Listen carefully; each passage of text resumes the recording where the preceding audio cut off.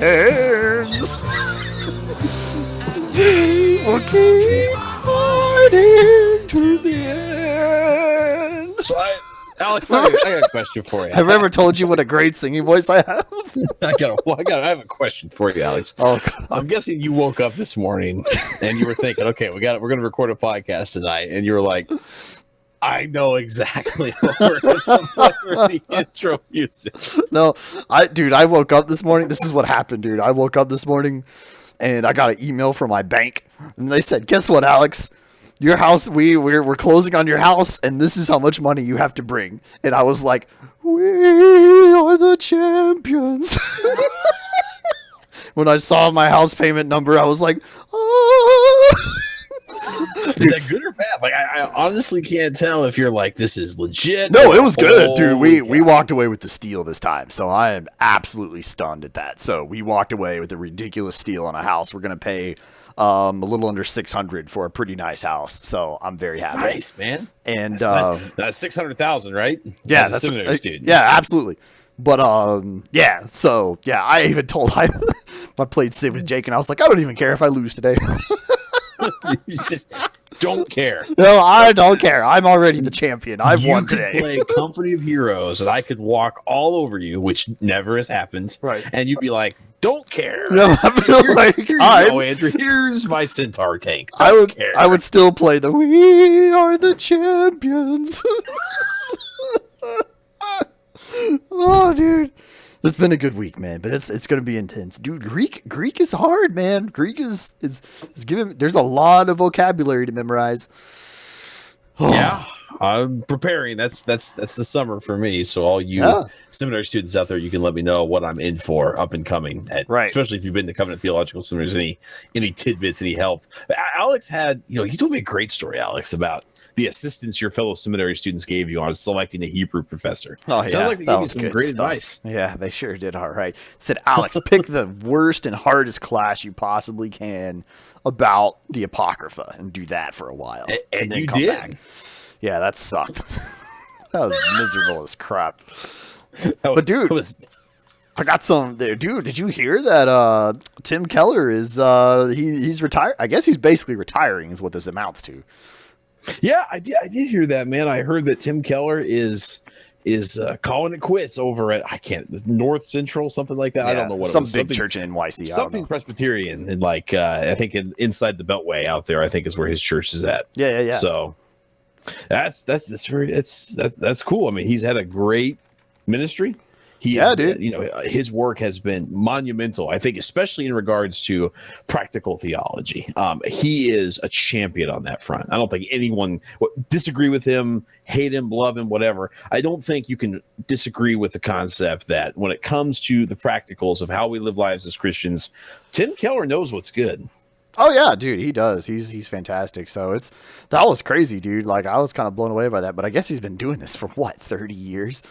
I get the impression by talking to people that pastoring for 30 years is like any other profession for 60 years.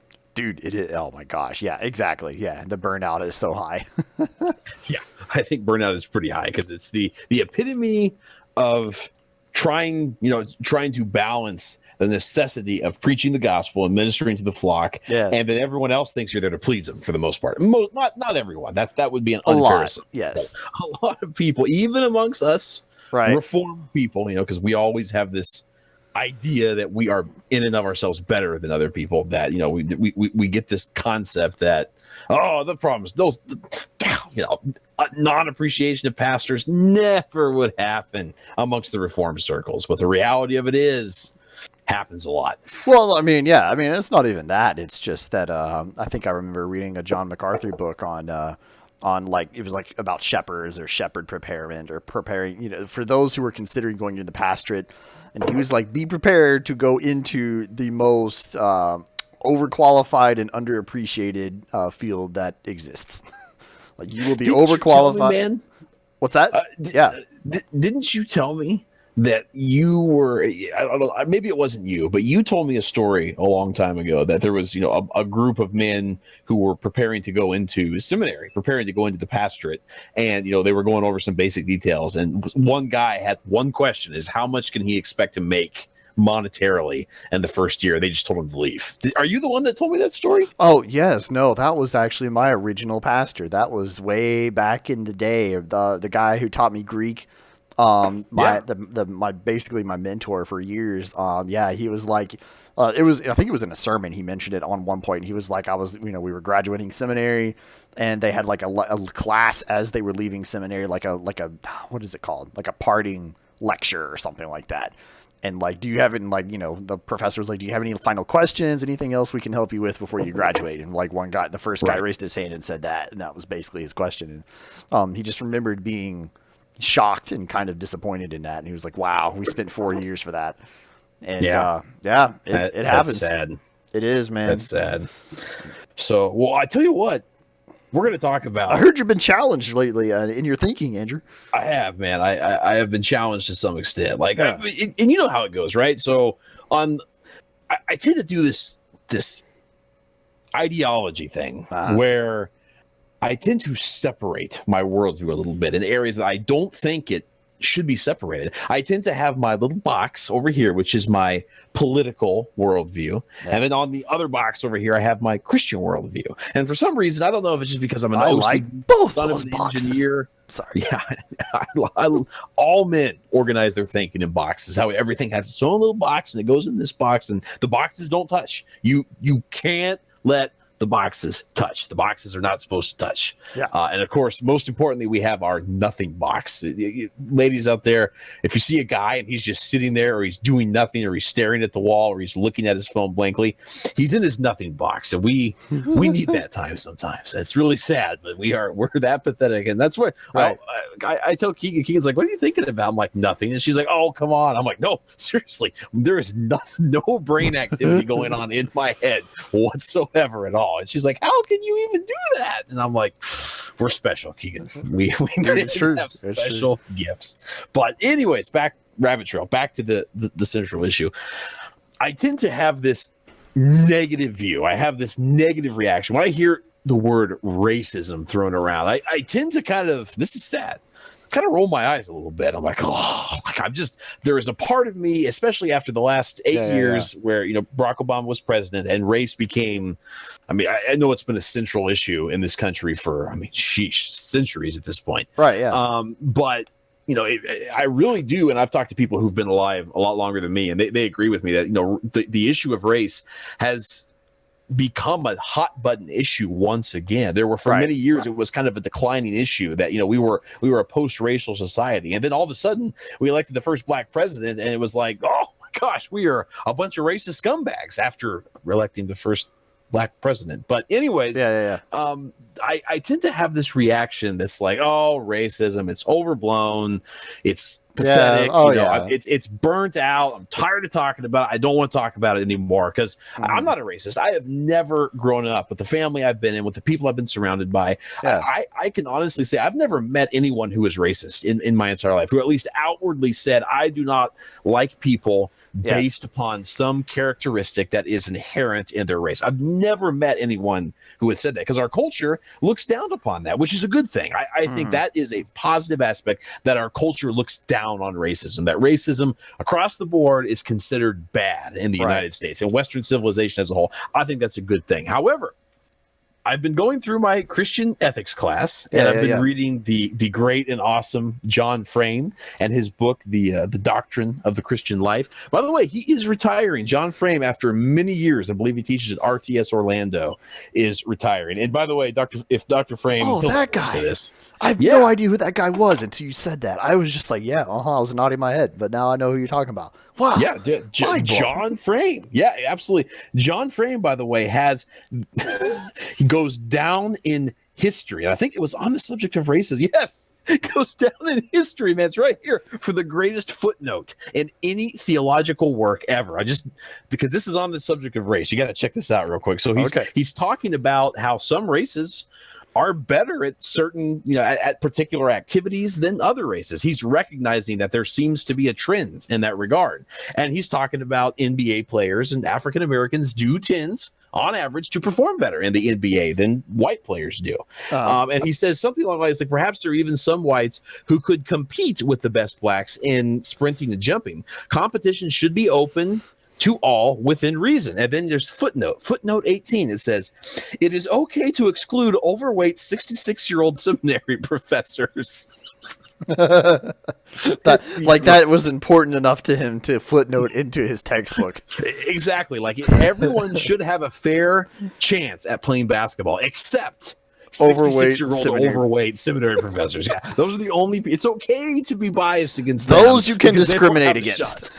Yes, you can discriminate against those. But John Frame brings up a great point. We're talking about racism, and John Frame's like, look, I have the same tendencies that a lot of my fellow modern Christians do, to where, when I hear racism mentioned, it's like, oh my gosh, here we go again. But he's like, the martyrdom we complex. have to embrace number one, the reality that racism is an issue for this country, and has been historically, and has been within the last century. It's been a big issue where people were considered to be subhuman or not equal to other races based upon their skin color. That happens. And it's not something that you can just wash away. It's not something that one generation could just say, okay, wash our hands, I'm done. Right.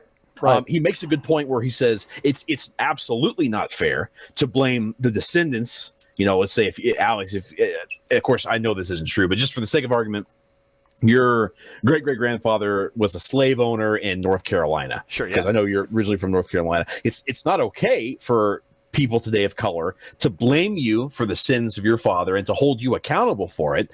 But we have to realize that slavery was a reality, that segregation was a reality. Those happened, and those are I hope that we don't have to go into a discussion to say that segregation and slavery, chattel slavery, is unbiblical, wrong, and it's damnable to some extent. And that type of thinking should not be present in the life of the Christian, by especially because I think it's an interesting issue, and I think, without bridging too much into this rabbit trail, but I do want to mention, I think slavery exists in Scripture.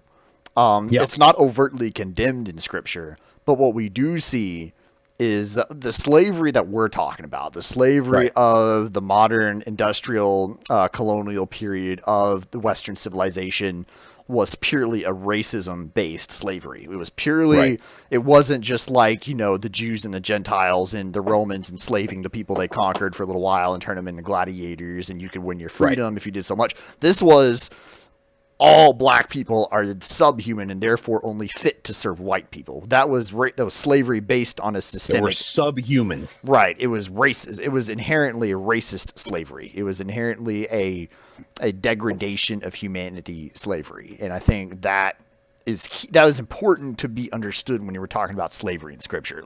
Because there's slavery in Scripture, and Paul even says in some instances, like, slaves, obey your masters, and masters, be cool with your slaves. But we had a slavery that was based specifically on racist hatred, and I think that's something we need to deal with. That's a specific aspect of Western civilization that we have to deal with. Yeah, absolutely it is. And I think it's important too, and I really should have looked up the verse in regards to this, and I can't remember it off the top of my head. I'll look it up later. We'll post it in the notes on this YouTube video. But it is specifically in the Mosaic Law, Israelites are forbidden from going out and taking slaves from the nations that are around them, from turning soldiers into slaves. In fact, it's not just, you shouldn't do that. It's, if you do that, that's a capital crime. You will be executed for doing so.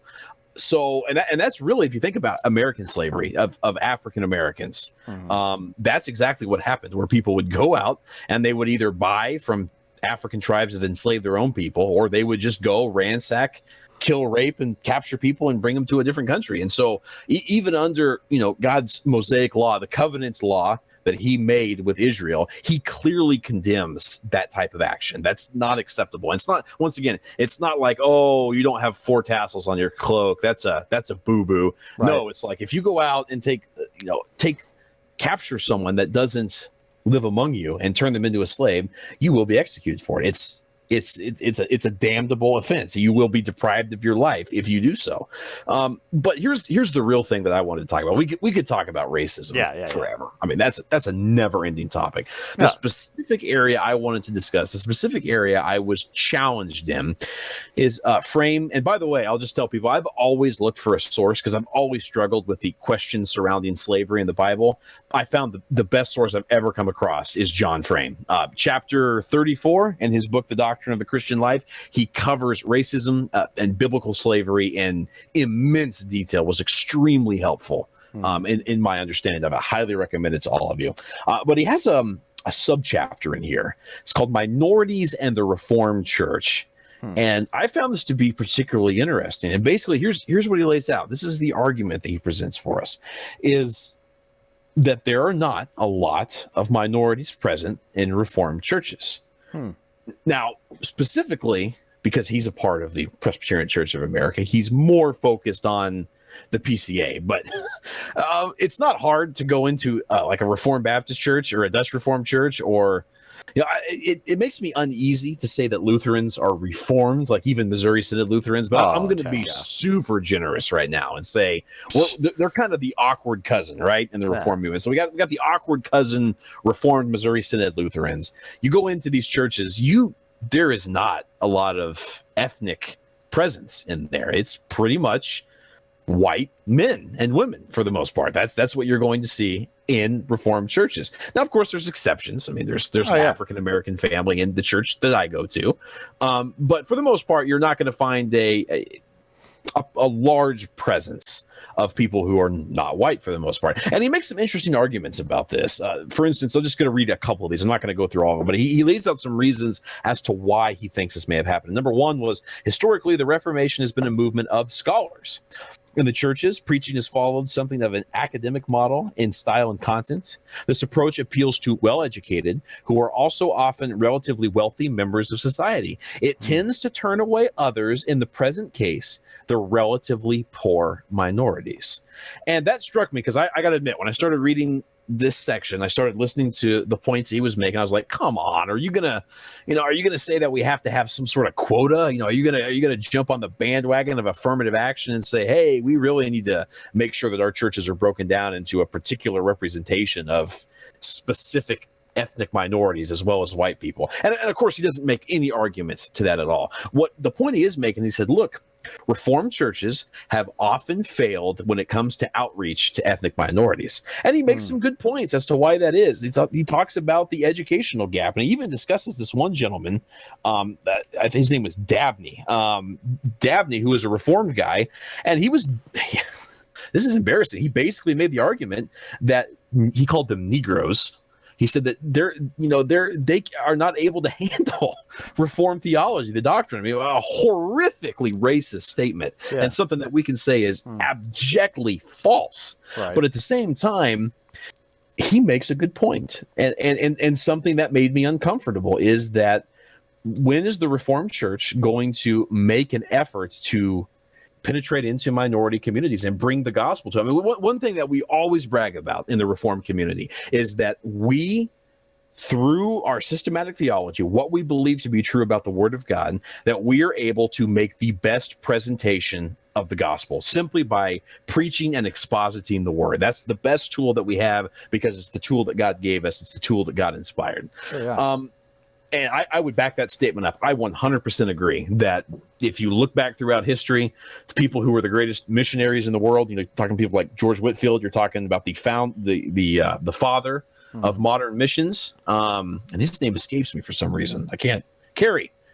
Someone Carey who went to India. Talking about William. William Carey. Yeah, the father of founding missions was a Reformed guy. I always bring that point up when our Armenian brothers say, well, if you believe that everyone's predestined, I guess there's no need to really go out and preach the gospel. And history's really not on their side in that case. Reformed people are pretty motivated to get out there and preach the gospel. But going back to what we're talking about here, if we truly believe that, then why aren't we taking it out to the streets? Why aren't we taking it to the poor? And I got to be honest, in a lot of the churches that I've been a part of, even Reformed churches, granted, most of the ones I've been a part of are brand new and growing, but there isn't a lot of local outreach to the poor in the community for the most part. And in the communities that I've been in, specifically in St. Louis, where I am now, the poor are mostly ethnic minorities for the most part. St. Louis particularly has a very high level of African-American poor people in there. And so the question, he presents this first point, and this is the main thing that I wanted to discuss. And I'll open it up here. I know, Alex, I've been going on a monologue here, so I do want to get your input here. I'm about done with this. So, but he says that the intellectualism can be a real problem for the Reformed community, specifically when it comes to this issue.